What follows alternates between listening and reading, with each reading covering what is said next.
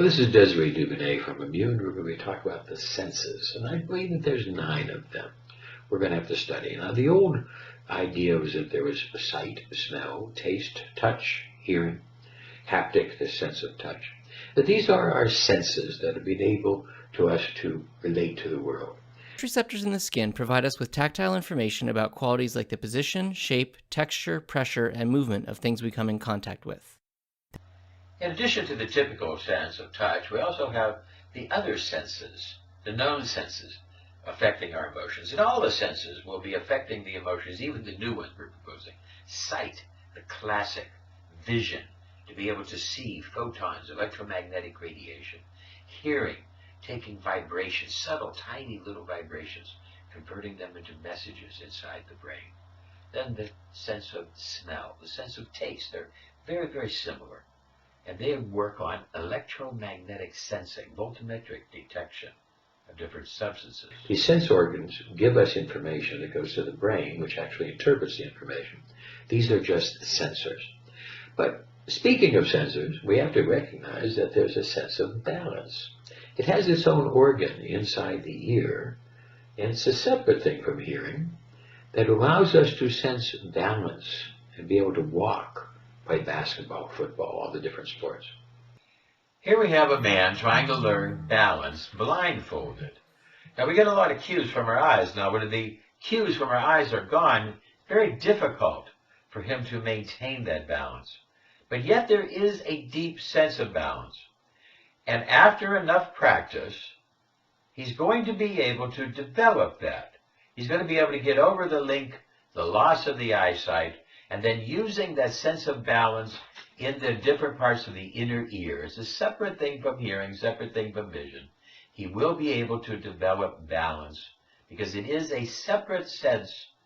It has its own sensory organ, different from hearing, different from sight. There definitely is indeed a circadian rhythm sense that's based on the pineal gland. It is light sensitive, but it's not really an eye. So it doesn't really have a vision that it focuses, but more of an intensity. And it develops our daily rhythm as the sun wakes us up in the morning, sparks of different hormones, and creates a whole idea. So there really is a circadian rhythm sense. And yes, the pineal gland has its own type of light sensor, different than the eyes. It really works on a different type of frequency, different types of everything. So it's a separate sense, the circadian rhythm. It has to be dealt with as a new sense. An electrosense. This has been well documented in many, many fish, most importantly the shark.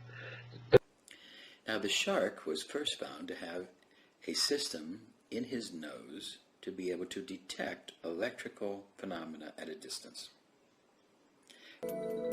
All sharks are attracted to the weak electromagnetic fields of their prey, but it's thought that the hammerhead's extra-wide head shape gives it an especially sensitive detector. To find out just how sensitive, Steve is using electric currents to create these fields and see what field strength they can detect. The circle of cable on the left has a current running through it, while the one on the right has none at all. How minor is this current we're talking about? This current that you're putting in here? Right. How minor is it? What I'm applying right now is 7.7 microamps, 5 nanovolts per centimeter, 5 billionths of a volt per centimeter. It's an incredibly small figure. The way to think about that would be to take a standard flashlight battery and stick one lead in the water in Boston, and the other lead in the water in Miami. And a shark swimming directly between those two leads would be able to detect that minute amount of current flowing between those two leads. Just a little torch battery. That's right, that's right. And that's about 1,500 kilometers or so. Right, what's that? Yeah. It's tiny. That's amazing. Yes, an amazing display of the electrosense. Even though they look identical, the target on the left attracts all the shark's attention. So Steve knows they're not attracted by visual cues, just a tiny magnetic field.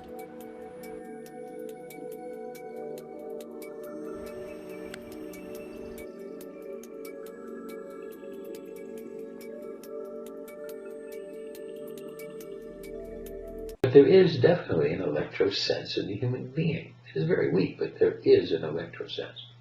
It's also coupled with the nose, but still, It has to have something to do with some other different ideas, and I think that we have to include it as its own separate sense. We now find out that that same type of electrical analysis, that electrosense that we all have, as Spidey tells us, we all have an electrosense. That electrosense is in the human being been translated into the nasal pharynx and also all the different cells of the body. But the nasal pharynx has the most intense collection, because this is where the shape receptors are. Now for the shark living in salt water, there's a direct electroconductivity between the substances that have an electrical field and the shark's nose. However, in air, as we live in, the air is not electroconductive. So thereby we have taste sensors in the tongue and nose and shape receptors that allow those things to come in and touch. And then we would be fools to not recognize the ESP, or the sixth sense that many people have talked about. It is undeniably a factor that it exists. It can be well documented, even though it is not as reliable. Reliability is not really the basis. In fact, it only takes one white crow to prove that there are white crows. We don't have to find a whole flock, or what they call a murder of crows. We don't have to find a whole murder of white crows to prove that there is a white crow. We only have to have one. And there is definitely many evidences for the ESP sense. The kids could still read and write using these blindfolds. All doubt among the crew would be extinguished.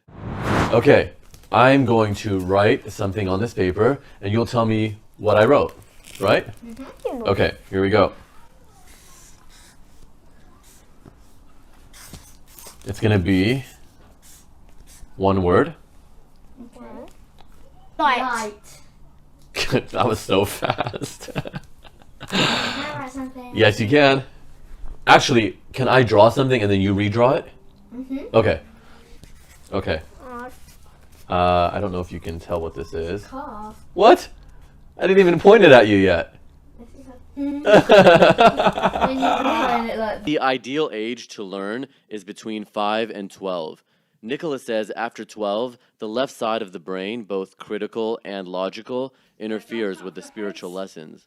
And run down your arm, jump off your fingers and go and touch something in front of you. Feed it with your energy, anything you like. And then come all the way back in, run up your arm, back in your head. I'm confident. I can do anything. And I can do anything. You might say God was fair to children. He gave them the power to believe in themselves without any doubt, making it easy to tap into their full potential. Walt Disney said, "The problem with the world is that too many people grow up." These children are taught to not depend on their vision, but to actually expand their mind using extrasensory perception that they don't have to quite understand in order for it to happen. So even completely 100% blindfolded, they're taught to develop these techniques. Can I read blindfolded? So with this in mind, I welcome you now to study with us about the 9 senses and to look at different things and how we can measure this, treat it, and learn about the sensory organs for our people. So I welcome you to our course on the 9 senses.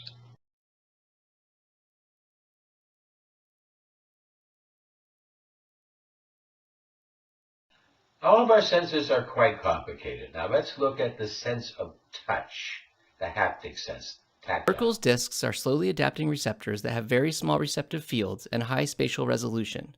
They are especially dense in the fingertips and are best suited for processing information about shape and texture. Meissner's corpuscles are rapidly adapting receptors. They have relatively small receptive fields, but their spatial resolution is inferior to that of Merkel's discs. They are especially effective at transmitting information about movement between the skin and another surface. This can be used to sense texture and to detect if an object is sliding past the skin, which is important for maintaining grip. Pacinian corpuscles are rapidly adapting receptors with very large receptive fields. They are thought to be most effective at transmitting information about vibrations objects cause when they are contacted or grasped by the hand. This information may be important for the use of tools. Ruffini's endings are slowly adapting receptors with large receptive fields. They are poorly understood but seem to respond most to skin stretching, like what would occur with the movement of the fingers. This information might be especially important in generating awareness of finger and hand position.